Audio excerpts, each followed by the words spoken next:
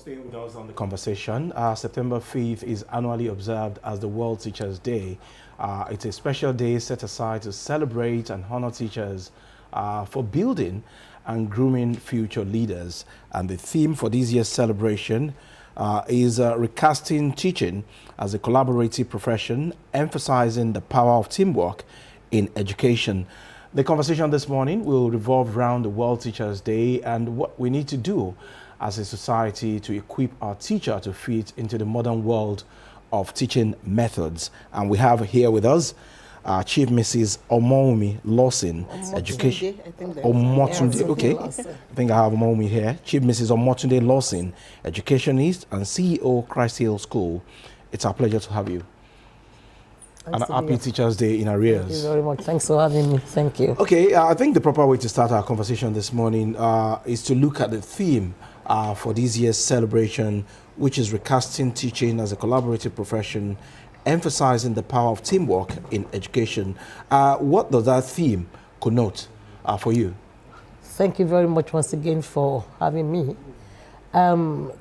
Teaching and learning has gone beyond the matter of one person.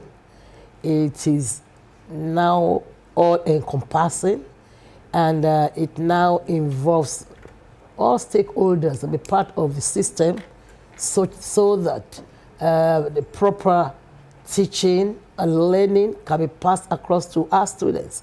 And what are these stakeholders? We have the teachers, we have the parents, we have the government, we have other corporate organizations, all who are interested in education, as it were, and everyone must come to table to collaborate and fashion out the best way to get our teachers equipped well enough to handle the challenging 21st century teaching methods, which we know are now the most acceptable method of teaching our learners. I like how you started, and that's the fact that there's a need to redefine the role of teachers, and it has gone beyond what we used to know. So now there is a 21st century strategy that is used for teaching. Let's start with the teachers themselves, because they are the ones that will champion this course. So in championing this course, in identifying or redefining the role of teachers, what should be the role of teachers themselves, or the role of these individuals who are teachers? How best can they sit back and evaluate themselves, self-evaluation, to know what exactly they are doing in the right way, the things that they should drop along the line before other stakeholders can come in and say, well, we think this is what you should not do, this is what you should do. So let's identify for the teachers themselves, what should be the mindset of a teacher who's teaching in today's 21st century? The mindset of the teacher should be, what is my product like, or what should my product be? Okay. These learners that are put under me, what should change in them? Let me quickly say that the word teacher itself is a little bit shallow, because teachers are actually should be referred to as educators, because a teacher does more than mere teaching. Right. The teacher goes and is involved in character molding. A teacher is expected to groom a child so that for future, there are a lot that are involved in teaching a child. Now, when a child passes out of a stage of learning and goes to another stage, what should we see in that child? I will reflect that that child has passed through a system before getting to another level. So the teacher is supposed to be someone who is interested in self-improvement. You do not have to wait for people to tell you what to do. There are so many courses available online that you don't even need to pay for, that you can access to train and retrain yourself. And the fact is that many want to be pushed, but a modern teacher will not be pushed. Right. You know that the learner now is they are in the age of critical thinking. We allow the learner to provide the answers. Teaching is not the way it was being done before, where you pass instruction to the child. Now you allow the child to generate the answers on their own. You can correct. Yes, and how do you do that? You have to go for You have to explore the, research-based evidences of the kind of instruction to pass to a child that will make the child to think critically and provide the answers. So a teacher who is really a teacher will not just sit in class and explain that the curriculum that's being given or the scheme of work is what to rely on. You must go out there to look at what are the things I need to know to change this child positively in all ramifications. So that is what a teacher should be now, a complete educator. Okay, sorry, yes. Jibola, just a follow-up to what you've said. So do you think that this is actually the time for the teachers to start seeing themselves more as an educator than as a teacher, so they can begin to give all of the requisites that you've mentioned here? Because again, sometimes what you think you know could also limit what you think you can give. And so is this now time for the teachers to start seeing themselves more as an educator than as a teacher? Yes, in fact, a teacher now should claim your space. You should own your own profession. Right. You own as if, yes, this is me and this is what I want to provide. You know what? The students we're having are the learners, the challenge teachers. Right, they are more exposed than the teachers themselves. So the teacher must be a step ahead of these learners. Right. Therefore, every time you are on your toes, and once you take possession of this profession and you see that, oh, I'm an educator, there's mentorship involved in it, there are other things beyond the number 2 + 2 is 4. In fact, a student can prove to you that 2 plus 2 is not even 4. And you are going to be thrown off balance. Right. So for that not to happen, you must be above board, not be above them. You must continue to solve for better knowledge, and particularly in your own area and where you know you're going to interface with the learners. Okay. All right. Like you rightly identified, we cannot over quantify the relevance of training for our teachers, for them to be abreast of events. But then, Abimbola put a question to you earlier, talking about the mindset of our teachers. So how can we stimulate this mindset in changing it for better productivity without those stakeholders that you mentioned earlier, government, parents, and corporate organizations playing their roles effectively? They can be stimulated. It depends on the system where they have found themselves. The teachers can be stimulated to know that they can do things better. Whether public or private school? Whether public or private school. Of course, they need encouragement. I mean, you're telling a teacher to do something, and you have not provided the resources for that teacher to perform. They even need to send a teacher on training to go and learn about the modern skills, what you need to know. But the classroom itself is not conducive for the teacher to even make use of what the teacher has learned. So the collaboration starts from, the teacher is an educator and he has been exposed to this training. What are those things that are now on ground for the teachers to use? Is that providing a smart board in the school. And a teacher, there's even also have a smart board. You are sending a teacher on a training to go on the use of star board, and the teacher now go back to school, there's no star board. How do you practice what you learned? And the learners today, they don't want to just, it's not a matter, it's not listening now. You have to see. It's what they see that they grasp.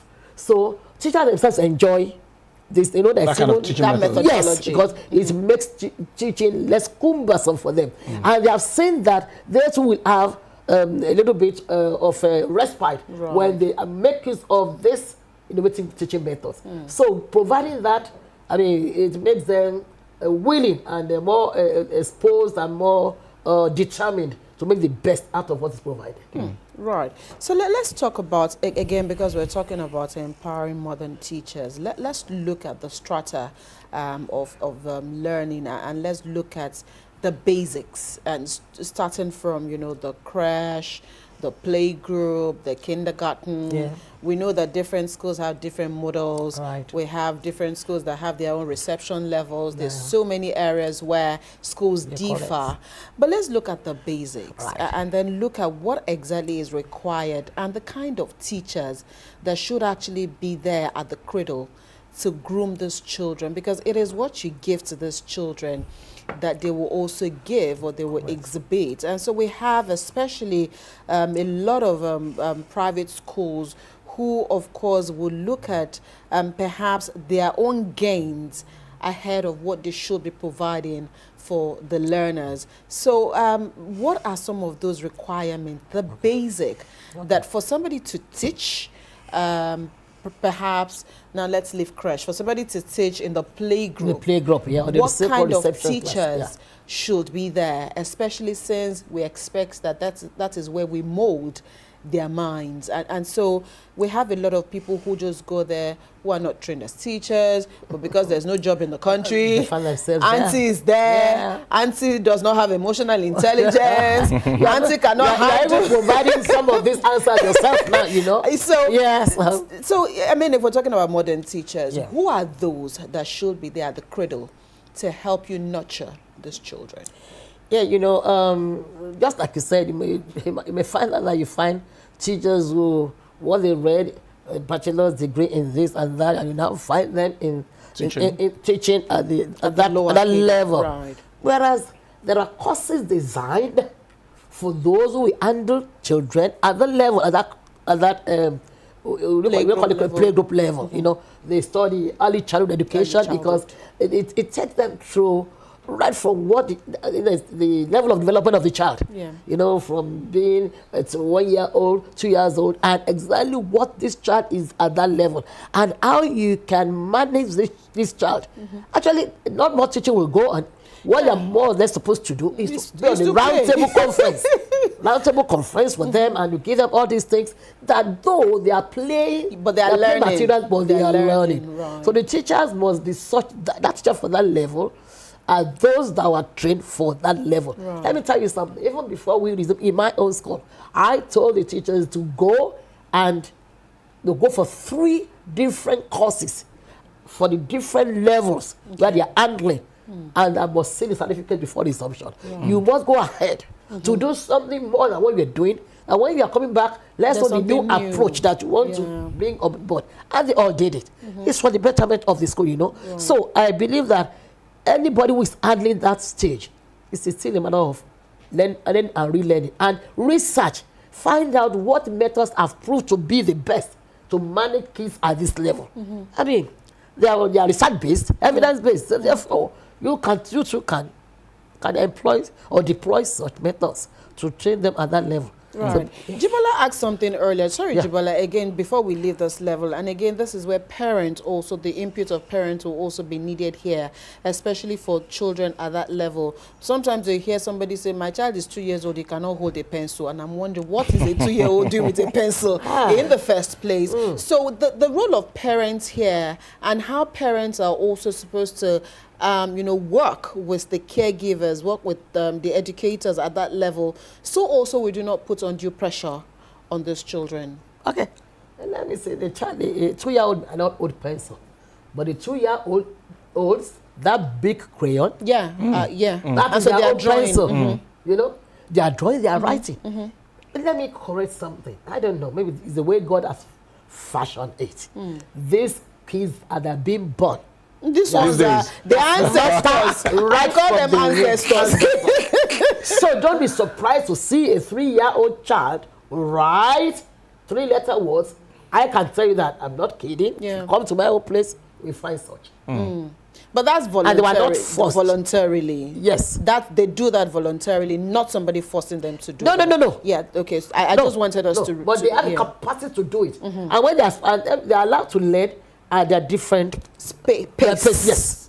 It's not a matter of, all of you must do this thing. Because if you don't give a child, you don't even challenge a child at times, you find a child, because what you are giving me is not challenging me. The child too will not be very eager to active learn in class. So give everybody what the child can handle at different level. That is how teaching and learning is done at that very, very early age. Okay, as much as we have identified the need for teachers to brace up because of the modern methods of teaching and challenges ahead of them, I look at teachers and they give so much in terms of their time, in terms of their energy. But when you look at the reward system in our society, it is not commensurate with what they give. So how do we find the balance? Because when you're well paid, you go all out there to give your best in your line of duty. How will what they give be commensurate with the reward system. The reward system. That's it. It's a tough one. And that is why, there are different levels of schools, even as we speak. We have the very, very high class level. But mind you won't believe that even the so-called high-flying schools, when you look at what they even give the teachers at times, you wonder, that, with these millions per child you collect, how much do you give them? And that is why we feel at times that the teachers feel that they are not too happy. Yes, we cannot repay what they give. teacher with what they give. I use myself as an example. I served in Lagos State for 35 years. Wow. You understand now? And when I started as a teacher, young teacher, don't believe it. I don't know. I didn't have a Christmas holiday.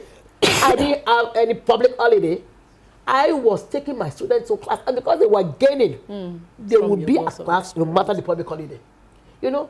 So people wonder. That was my own determination that I want my product to excel.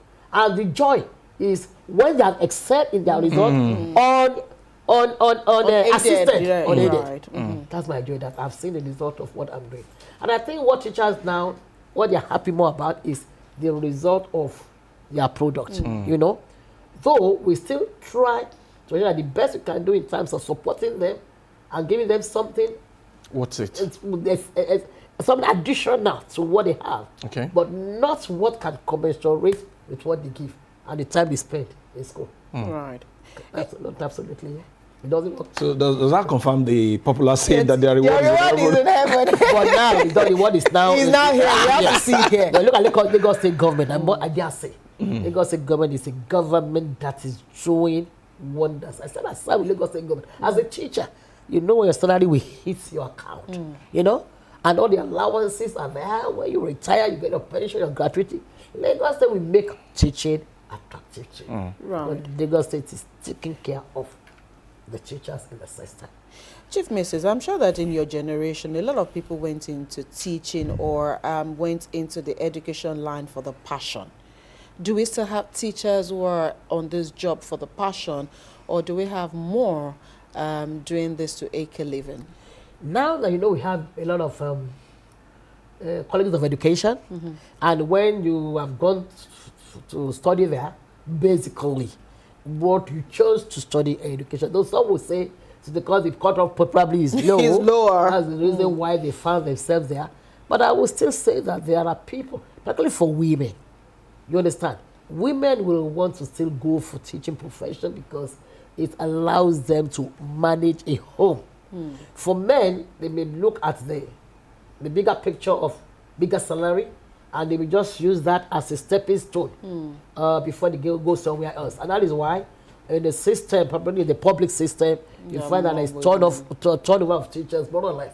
But they're always looking for the next available place where the money is higher. And you can't blame them. I mean, if they cannot offer them what they think will be suitable for them, someone else will be able to offer them. So we will not have 100% going into teaching because of the passion. Right. But I can say we still have 50% who go into it because of the passion they have for teaching. Oh, okay, you mentioned colleges of education the other time, and of course I know that essentially when you are looking for teachers that are professional, that's where you're going to get teachers. But our students these days, right in JAM, they hardly take NCE as an option for them. What does that signify for the quality of education that we're going to have as a society? Yes, for JAM, JAM, NCE, or they do not apply. It's not an option. It's not an option. Don't sit.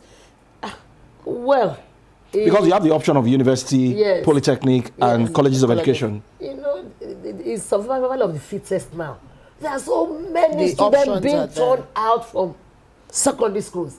Therefore, you must find yourself somewhere. So it's no longer true that you have limited people that are going to the university, that are now seeking admission for NC. There are many.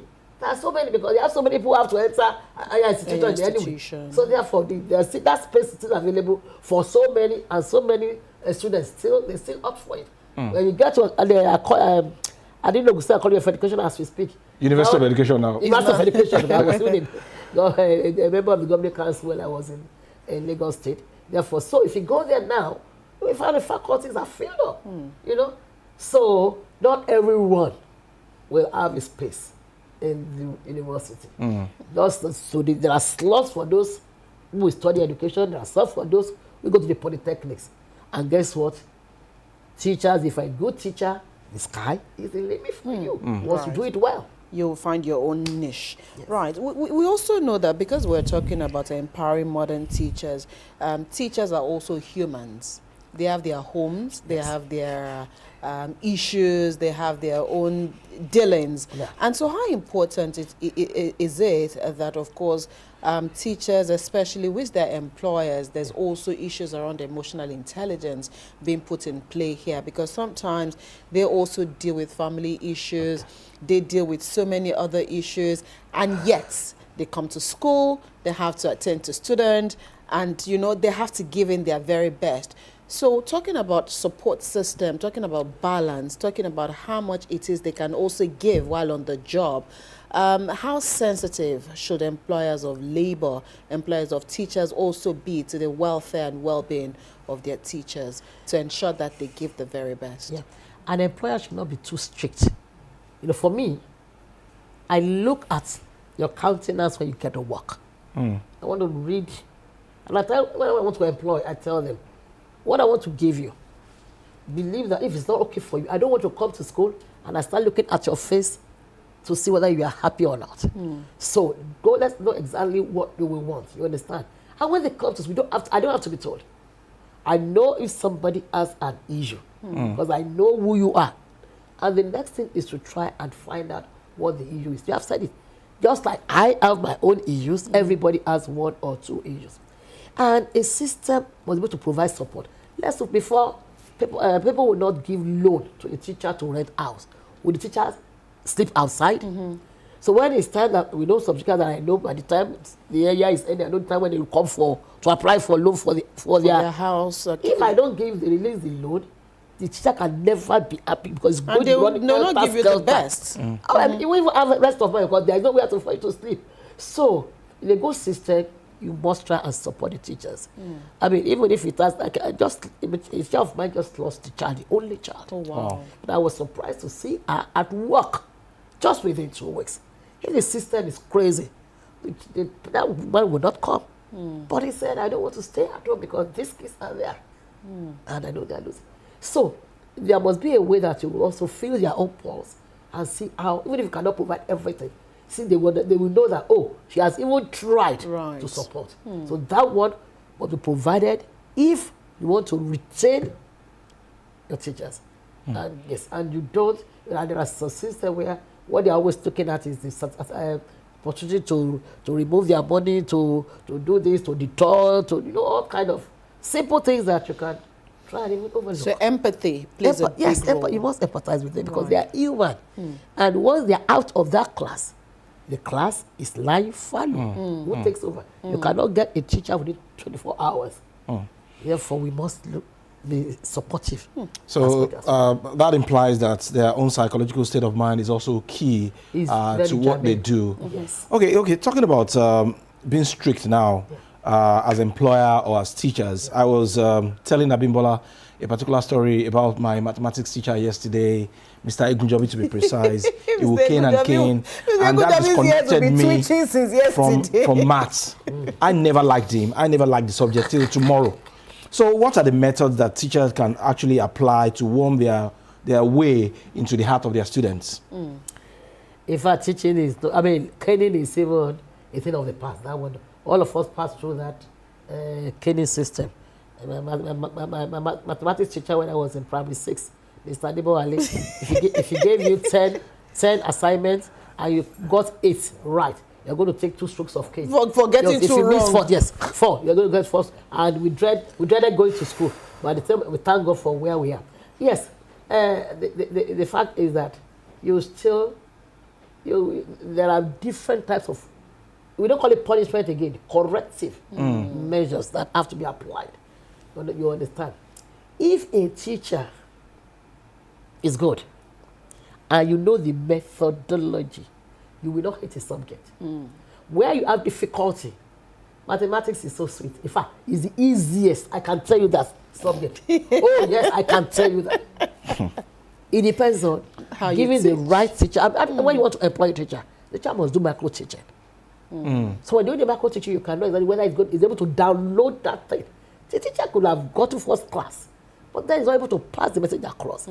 Once we have gone to class and 75% of your students could not get answer to what you have taught, you have still not passed any message across. Right. So that's what we tell them.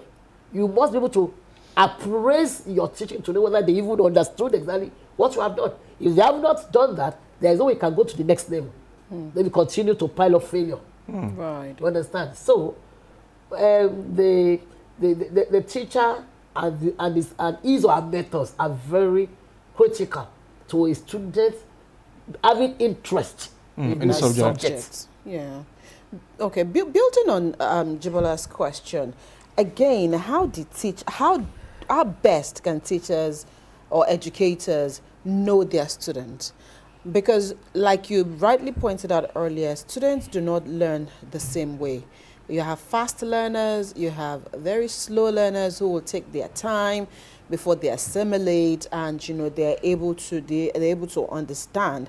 And then you have a class filled with maybe 25 or 30 students. Now I'm using a private school. No, 20. But then you have a class filled with students, and all your students are expected to grasp what it is you're teaching as an educator. But how then do you break it really down so you know the students who need special attention, or students who are not catching up with their mates like they should? As a teacher, as an educator, how best can you know your students one after the other, and then you know their capacities? Well, you are the class teacher. I mean, you are the teacher, you are the mother, you are the parent of the child while the child is in school. Obviously, when they get to class, particularly at the beginning of a new term, as we have now, like when you would have many new students who are just coming in. The old one probably you would have known what they're capable of doing, but new ones you don't know what they're capable of doing. Now, once they are in class, it's not a matter of going there to start. There are some basic things that you need to expose them to be able to tackle what level are they as they are getting into that class. Okay. And by the time you just start teaching them, you will discover that this was, some will say, very slow in copying notes. Yes, that is who he is. This one is always too fast and is very restless in class. That is who he or she is. That is why the teacher will manage them. Each child has his or her own space. And we collaborate with the parents. In fact, we don't waste time, because parents will bring some. They have taken them to schools before, they said they have not gotten results. But somebody told them, take them to that school, the magic is going to be done. The magic, there is a way the magic will come. It is by collaboration with both, collaboration between the parents and the teachers keeps informing the parents on the progress of the child, and probably what they still need to do to support the child at home. This student also needs some more support at home. I'm not talking about extra teachers. I never went to any lesson teacher in my life, and my children didn't go through. The one they gave them in school is what I, as a mother, will sit down to put them through. I'm not talking about, they agree you are homework and work in school. Why did you miss this? What actually did you understand here? Perhaps because you were a teacher.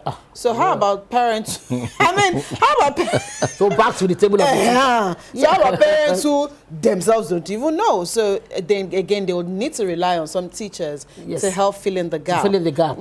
But there are also some spaces provided for the teachers when they can also do extra for those kind of students. You have the big period, you have those times when, because they must at least be able to finish the curriculum of that level before they can go to another class. They must finish it whether they like it or not. The teacher must create additional time to support those, probably the weak ones or those who are slow. Right. Whether they can maybe catch. And it's not a matter of you must be promoted. I was going to come to that, because some also do believe that some private schools do not allow students to repeat classes because they believe justify the we have paid now. now, so let my people go. And so they'll say, well, we paid for our children to move, and so would also, maybe that's why some people will even move their children away from certain schools because they think you have just got it right. And that is why when the parents are kept abreast continuously, at times we even tell them to write Into on the writing. thinking, I'm telling you. So it's not a matter of the school had not done what should be done. So the child is not now capable of going to the next level. But the you have parent will have insisted. known over the period of time. So nothing says that the private school, well, it's not being immodest, not to sound immodest. I will not, if the child is not capable of going to the next class, we tell you, I would say, but with all due respect, I know there are so many schools out there that can take your child to, but I mean, we are telling you from the point of view that as an educator running the school. Right. And you know there are many schools and there are different people who own the school, who run the school. So the way the schools we operate will definitely be different. Just like some schools we give double promotion. No child skips a stage in education. You don't skip a stage. Right. No matter how intelligent your child must be, you don't skip a stage. Because that stage you are skipping, It you are will skipping come the back. maturity level Of that child. at that level. So there are so many things that are involved in the child moving from one class to another. Not just because the child could do much more than the others. So that promotion should not be the dictionary Encouraged. of a learner and in the school. Okay. But beyond training these children to be competent academically, are teachers also trained in such a way that they can easily spot talent aside from your academic competence? Yes. I mean, like I said something earlier, education has gone beyond 2 + 2 is equal to 4. You know, there are a lot of things that the children will contend with and compete with because there are so many activities out there that these children are supposed to participate in. And that is why we have what we call co-curricular. They are not extra. They go along with the normal academic curriculum. You understand? Okay. They must be there. And right from the primary level, they have to be incorporated into it. And we run co-curricular activities in our school. A child must pick 1 or 2 skills. There are project work that will be done, and we have to see. You know, it's part of a continuous assessment process in the school. So, because we want them to also think on their own to create something, and they go out on educative excursions, and whatever we have seen, they bring them back to school, and we expose them to competitions a lot. I mean, you are good in your school, go and see what is happening in other outside. schools. You understand? So we expose them. We just came back from a competition just 2 days ago, and they came second. You know, so those are the kinds of, and the children particularly in the college, they will pick 1 or 2 skills from the number that we have, because the child must. When I want to do makeover at times, I call my student and Wow. to go out, do my makeover from me. You know, Okay. that's the sewing, tailoring. If a shoemaking has not been introduced, we have bought all the equipment. They cannot leave school without having something Skill. special. They're coding. Our students, they develop apps. Because we know the world that is now so technologically driven. And for them to have good jobs, they must also be able to explore that space. You understand? So this AI stuff. I mean, in fact, the competition was on AI. I can't remember the topic as we speak. But you know, things are different. Things are and so changing. the children must be equipped beyond. Like I told you, we allow them to go and learn things that are bad, where you can actually teach them, allow them to learn what is more useful to them, and for them to start exploring on their own and going to areas where they shouldn't delve to. As we wrap up this conversation this morning, and again, because we are in the 21st century and technology is taking center stage, should we jettison totally the traditional means of teaching and learning? No. Of course, like, you know, let me tell you, when we were in school, they what they call multiplication table. Like 2 That times used to 2. be at the back of our exercise book. Okay. And you know, it's so, you recall it so quickly. Yes. You know. But now, teaching is such that 2 + 2, you bring those 2 things down. You can tell a child, bring 1 to put it down. So what do you have? No, it is now more practical. Practical, yeah. But that does not remove for the fact that those formulae, the almighty formula, all those equations. I mean, they are the basis for learning, for studying mathematics. And there is no other way you want to coin it. They must still be there. And so you have to incorporate both. Okay. While you are doing the traditional, you have to use technology to drive. Traditional means, let me say, the arrangement of traditional classroom. Everybody sits and face the teacher. When you have done that because you have passed an instruction, and maybe you want to project something on the chalkboard, you guys take one now, you now tell them to rearrange their seats. At that time, you want them to walk and provide the answers. Okay. You understand? So that is group work. So as you are doing the traditional, you provide the slot, when you do the group work, when it is now a learner-centered time now. You are not the one talking. And you allow them to generate the answers on their own by doing things together, by learning together, by digging deep into what they have been taught. What they have been taught. So that's why you cannot just say. Okay, so it's a mixture. It's a mixture. You have to do both. You mix both, but you now we are all saying that the 21st century teaching, you know, that even the what you call the traditional teaching can be stored on the smart board. Right, and then you project it. And they can just sit down like this and repeat that lesson while students are now watching. You're not talking again. But the fact that they are seeing their teacher doing it on a board is different from seeing the man standing before them by yourself. You know? Okay. So this one makes teaching more interesting to them, and they are willing to go to class. That for them to be in class and see that same teacher standing before them, you know, it will interest them to see this teaching being done on another on a board. Okay, Chief Mrs. Do you still teach, and what subject? I taught biology for years, you know, and even my own. Those are the subjects I don't like. Because you never had a good teacher. I can tell you that. Oh my God. In fact, my teachers have problems when they want to employ biology teacher at any time. I tell you, look, it's my subject area. So there's nothing you can tell me. There's no story you want to tell me.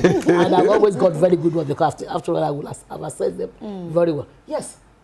Even before we resumed, we have staff training within the system. And I taught the teachers. You taught your teachers. You are now my student. I want to teach you that you know exactly how you should go back to class to go and teach. Right. You know, but to take the students, maybe I did that 3 or 4 years ago. My students, I taught the biology. Practical. You know, practical I taught them. Okay. We'll have to leave this conversation here this morning. Of course, it's been amazing chatting with our guest this morning, and she's taking us through, you know, how it is we can equip our modern educators as parents, as society, as stakeholders. It is, of course, the responsibility of everybody to create an informed society. Thank you so much, Chief Mrs. Omotunde Lawson. She's an educationist and also the proprietor and CEO, Christ Hill Schools. Thank you again. Thank you very much for having me. Thank you so much. Thank you. Happy to be here. Thank you. All right, we'll take a quick break. When the conversation returns, finally, Joy is here. Oh. And I'm sure the rain actually held her up. And we reminded you, Joy stays outside Lagos. Oh, my. So she took a trip to Lagos this morning. Okay, when we return from the break, Joy will be here with her Lagos conversation.